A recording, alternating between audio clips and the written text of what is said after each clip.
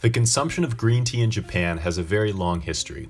Originally, it was brought over from China, and a few hundred years later, it was planted in Japan for the first time. It was first consumed by the monks and then by the upper class, and only much later on was it consumed by every strata of society.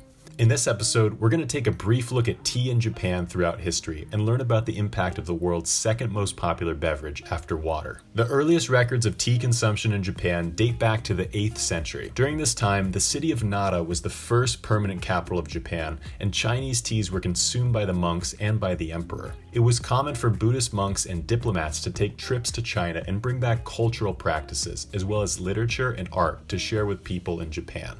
Tea was one of the practices that made its way from China to Japan. The monks were among the first to consume tea in early Japan, and they found that the tea helped them stay calm and alert during long periods of meditation. We now know that this is due to the combination of caffeine and L-theanine, which is almost unique to the tea plant. The L-theanine stimulates alpha brainwave activity, which are the same brainwaves stimulated during meditation. Although there are records of tea being consumed in Japan as early as the 8th century, the first record of the plant being cultivated in Japan wasn't until 1192, when the monk Eisai brought back tea seeds from China and planted them on the grounds of Kozanji Temple outside of Kyoto. This temple is in the Togano Mountains. Togano tea was once considered the finest tea in all of Japan, and many only consider the tea real if it was grown in this area. In 1214, the monk Eisai introduced tea to the samurai class. The value of tea to the samurai was originally limited to help cure their hangovers, but later on they accepted it once they embraced the principles of Zen Buddhism. Tea and Zen Buddhism were often intertwined throughout history.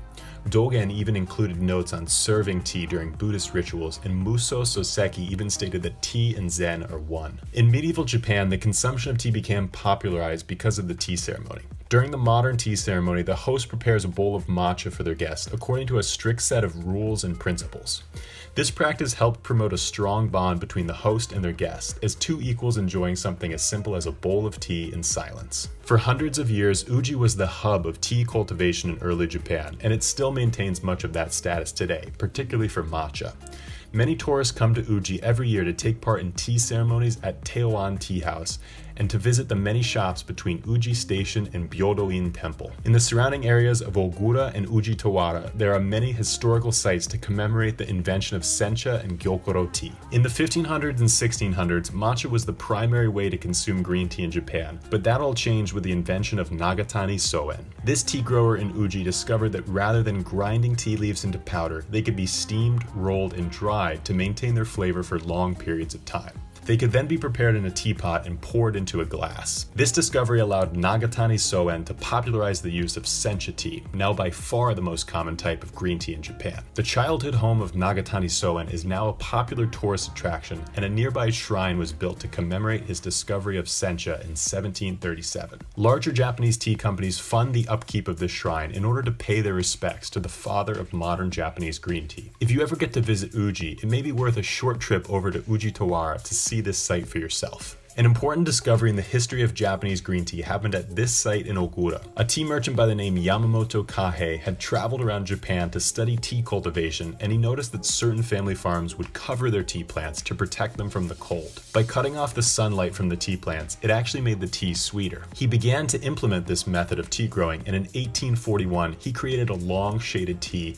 that developed a green residue during the production process. He named this tea Gyokoro, or Jade Dew. Gyokoro became famous for its trademark sweet and savory flavor, and this sparked a renaissance in the production of Japanese green tea. Farmers could now experiment with different levels of shading, steaming, rolling, and drying techniques to create the wide array of tea varieties we see today. In the early 20th century, another important tea production method was discovered, and that was roasting. This practice began in Kyoto and later spread out to all of Japan. By roasting the teas, farmers and producers were able to create a completely unique tasting experience, playing off of these warmer notes of coffee, caramel, and chocolate. Starting in the mid-20th century, the tea production process in Japan became much more industrialized. The harvesting of the tea could be done by machine, and so could the steaming, rolling, and drying. This allows the farmers to produce tea more efficiently with less manual labor. Certain tea factories in Japan are almost completely automated, taking in fresh leaves and moving them through the production with a series of conveyor belts. In modern Japan, the most common way to consume tea is now in bottled form. These ready-to-drink teas are sold in vending machines on virtually every street corner in Tokyo. They keep the drinks hot in the winter and cool in the summer. Although these teas aren't anything close to freshly brewed loose leaf tea, these unsweetened bottled teas commonly outsell sugary soft drinks, which is quite an accomplishment. This shows that the love of tea in modern society isn't going away anytime soon. I hope you've all enjoyed taking a look at tea in Japan throughout the last 1,000 years. We have seen a lot of innovation and change, and we believe that the future of tea is very promising. Thank you all so much for watching. We'll see you next time.